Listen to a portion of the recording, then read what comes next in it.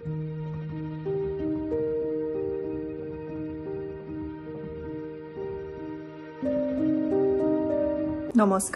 মই কুন্তলা দত্ত। মোৰ আন এটি ভিডিঅ'লৈ আপোনালোকক স্বাগতম। এই ভিডিঅ'টিত হো'পোনোপোনো আৰু মেডিটেশ্যন একেই নেকি সেই বিষয়ে কিছু কথা কম। মেডিটেশ্যন হৈছে এনে এটা প্ৰক্ৰিয়া য'ত আমি নিজৰ মনটো কোনো এটা বস্তু বা বিষয় বা নিজৰ উশাহ নিশাহত ফ'কাছ কৰি আমি মনটো স্থিৰ কৰিবলৈ চেষ্টা কৰোঁ। মেডিটেশ্যন এতিয়ালৈকে বিভিন্ন সংস্কৃতিৰ যোগেদি আমাৰ মাজলৈ আহিছে। ভাৰত বা অন্য দেশ, যিবোৰ দেশত য'ত ধ্যানৰ ওপৰত গুৰুত্ব দিয়া হয়, সেই সকলোবোৰ দেশে মেডিটেশ্যনৰ বিভিন্ন ধৰণৰ একোটা ভাগ বুলি ক'ব পাৰি বা বিভিন্ন ধৰণৰ মেডিটেশ্যনৰ আমাক মাজত প্ৰচাৰ কৰিছে। আনপিনে হো'পোনোপোনো হৈছে হাৱাইন দ্বীপৰ পৰা অহা এটা ক্ষমা প্ৰাৰ্থনা।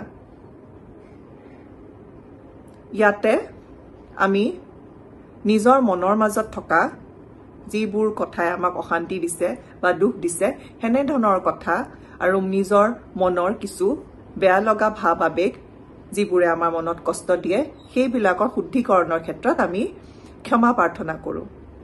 এইটো সম্পূৰ্ণৰূপে এটা প্ৰাৰ্থনা। সেই দিশৰ পৰা চালে হো'পোনোপোনো আৰু মেডিটেশ্যন একেই নহয়।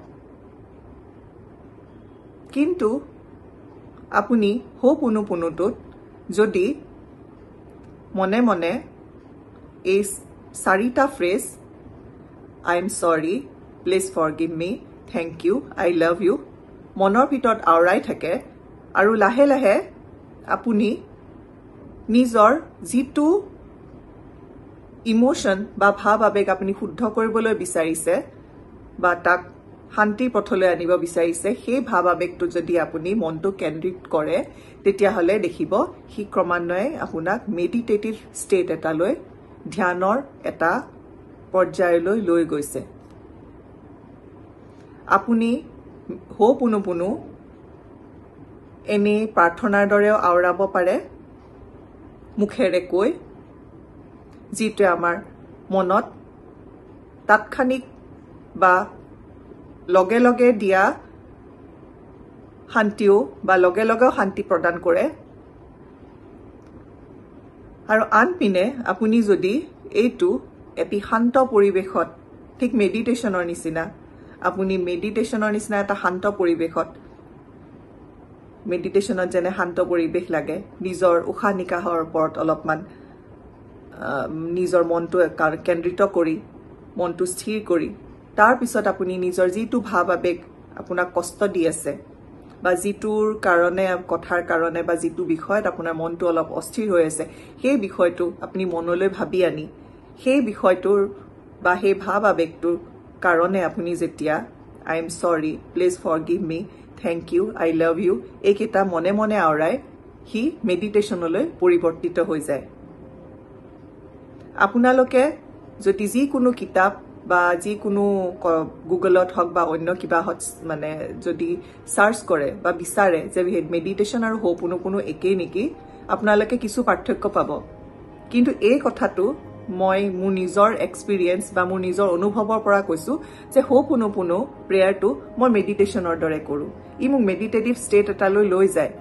যেতিয়া মই এই প্ৰাৰ্থনাটোৰ লগত একাত্ম হওঁ, তেতিয়া লাহে লাহে ই মোৰ দুখবোৰ পাতলাই আনি পেলাই মোক এটা মেণ্টেল ক্লিয়াৰিটি দিয়ে।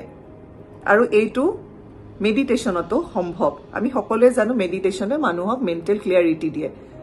মেডিটেশ্যনৰ যেনেধৰণৰ গুৰুত্ব, সেই একেধৰণৰ গুৰুত্ব হো'পোনোপোনো প্ৰেয়াৰৰো বা হো'পোনোপোনো প্ৰাৰ্থনাৰো। কিন্তু আপুনি তাক কেনেধৰণে কৰে সেইটোৰ ওপৰতে ইয়াৰ নিৰ্ভৰ কৰে। সেয়ে আপোনালোকৰ এইটো নিজৰ কিছু ব্যক্তিগত অভিজ্ঞতা ওপৰত নিৰ্ভৰ কৰিব যে আপুনি হো'পোনোপোনোটো মেডিটেশ্যন হিচাপে নে প্ৰেয়াৰ হিচাপে কৰে।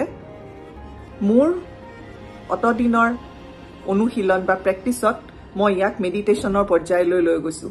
এতিয়া মেডিটেশ্যন কৰাৰ ক্ষেত্ৰতো বহুতক কি হয়, এটা যিকোনো শব্দ এটা বা এটা মন্ত্ৰ লাগে কিছুমান মেডিটেশন প্ৰণালীত গুৰুৱে কিছুমান মন্ত্ৰ দিয়ে যিটো আমি মনে মনে আওৰাই থাকো আৰু সেইটোৱে আমাক মেডিটেশনলৈ লৈ যায় মেডিটেটিভ ষ্টেটটোলৈ লৈ যায় ঠিক একেদৰে এই হোপুনুপুনুটোৱেও মোক হোপুনুপুনুৰ এই চাৰিটা ফ্ৰেজে মোক এটা মেডিটেটিভ ষ্টেটলৈ লৈ যায় এইটো মোৰ নিজৰ সম্পূৰ্ণ নিজৰ অভিজ্ঞতা পাৰ্সোনেল অভিজ্ঞতা বা ব্যক্তিগত অভিজ্ঞতাৰ ওপৰত কৈছো আপোনালোকে তাক যেতিয়া নিজে এক্সপেৰিয়েন্স কৰিব বা নিজে অনুভৱ কৰিব তেতিয়া আপোনালোকে গম পাব যে মেডিটেশন আৰু হোপুনুপুনুৰ কিবা পাৰ্থক্য আছে নে দুয়ো একে মই কম হোপুনুপুৰ আৰু মেডিটেশনৰ কিছু পাৰ্থক্য আছে কিন্তু আপুনি হোপুনুপুনুক মেডিটেশনৰ দৰেও এটা প্ৰেক্টিস হিচাপে ল'ব পাৰে যেটো মই কৰো ধন্যবাদ আজিলৈ ইয়াতে এৰিছো পিছৰ ভিডিঅত আকৌ লগ পাম